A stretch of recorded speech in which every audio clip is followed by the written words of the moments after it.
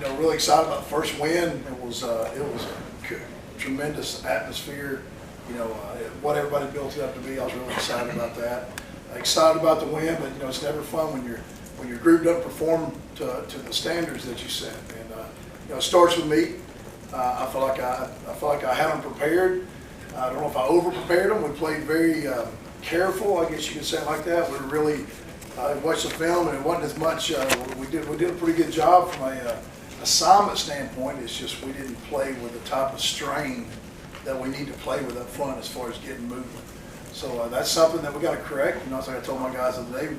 They own up to it. They owned it. I owned it. I said, hey, look, only thing when you get a problem, just got to go back to work and fix it. That's what we're working on this week is fixing that problem.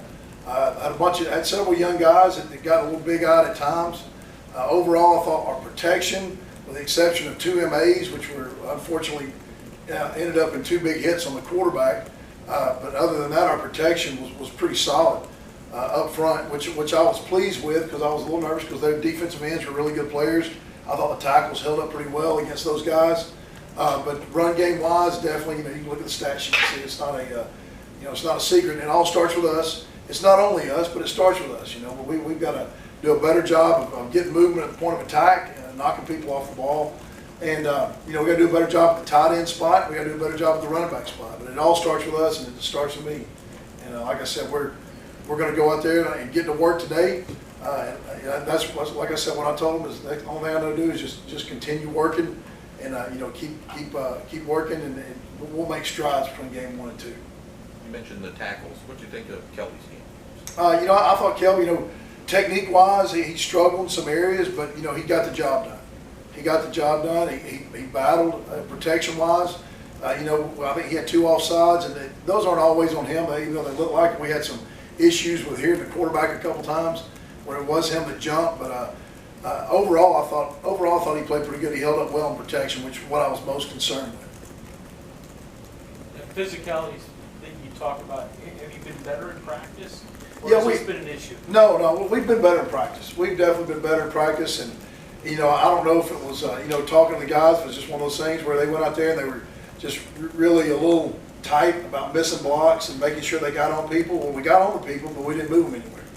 So we've got to correct that. Our pad level is not good. You can turn the film on and see us.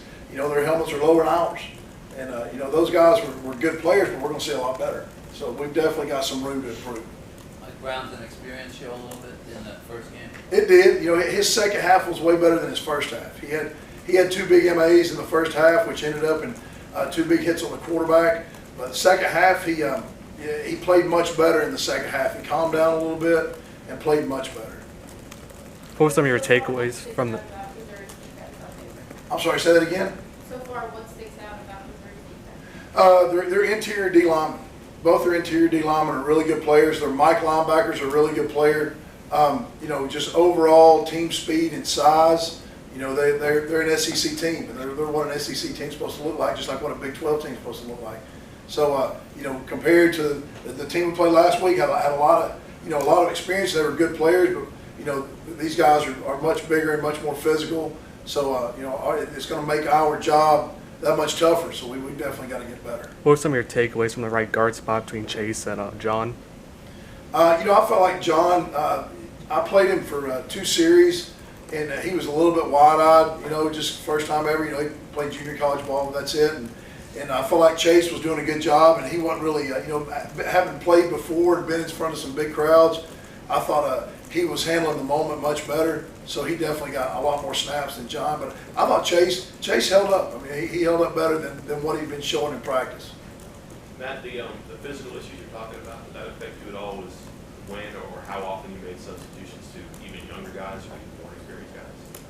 Say that again now. With the physical issues you're talking about, Yeah. did that a factor at all into when or even if you brought in substitutes? No, not really. I don't think it had anything to do with bringing in substitutes. Mike came out when he got his hand stepped on or something like that. One time, he's got a thumb issue, and that wing committer went in. But I think we just got to sometimes when you go against yourself and you go against the defense all spring and all fall, you think you're at a certain level, then you go out there and you play a live game and you realize you're not you're not giving that strain that you need to give, and that's what it comes down to. Is they strained harder than we did, and that's something that we got to fix. Have you talked to Vic maybe about, when you look at Mizzou this week, this defense, how much of their struggles maybe them getting gassed in Laramie because of the elevation and stuff like that being a factor? We talked to the guys from Wyoming a little bit, and they said, that's the constant struggle up there. Vic, like you said, being the head coach up there, so he's seen teams come in there and get winded pretty easily. I still think that, those guys, the bottom line, the guys at Wyoming just blocked them. I mean, they did a good job up front. They did a really good job of blocking them. They ran for like 300 yards. Quarterback's an athletic guy, big athletic runner. They did exactly what we want to do. We watched a lot of their film. They had great pad level, and they strained harder than those guys from Missouri did. So, we got to do the same thing. Neil said that he thought that Josh's communication was really good at center, but I'll have you paraphrase, but that maybe he didn't fire off like he did at guard because he was sort of thinking and being cautious. Yeah, like I said, from a total overall missed assignment standpoint for game one, we were really pretty good. But we were, as you saw in the game, it was just a wad of bodies. We never moved anybody, never gave the running back a hole to hit, and so the communication was good.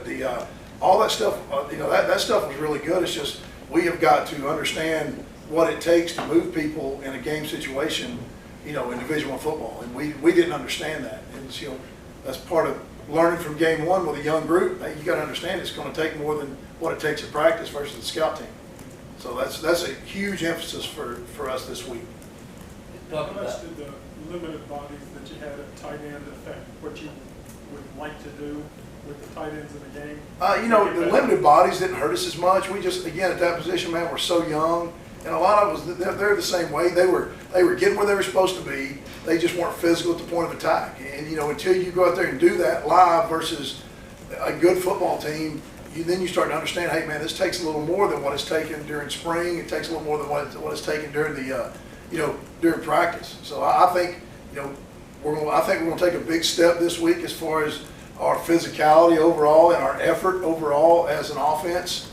I think we're going to take a big step this week now. They're really just those guys seeing that they weren't straining enough, and that's the same thing at the tight end spot. It didn't really stop us from running the plays we wanted to run. It just, we limited ourselves on the plays we want to run. We only had like 13 first downs, and you can't run many plays when you don't get first downs. Vic talked about that X3 low playing much better in the game than in practice. You talked about Chase playing much better in the game than in practice. Obviously, there are players who are better game players than practice players. How does the coach figure that out and use it? Well, I mean, first of all, you got to play a game and see them. It's just like now Chase, I feel much better than what I did previously, watching him in practice, because he really struggled a lot in practice. And then, I've watched the games from last year when he played, and I was like, man, he played a good bit, and he did a good job. Well, he kind of did the same thing the other day. His technique's not exactly what we need it to be, but I think he kind of understood the strain a little more than the other guys because he's been there before. He's been there and done that before. So, but that's what you got to do. You got to get them out there, and you got to let them play and get them on film and correct it. Okay, thanks, Coach. Appreciate it. Thank you. Okay, Austin?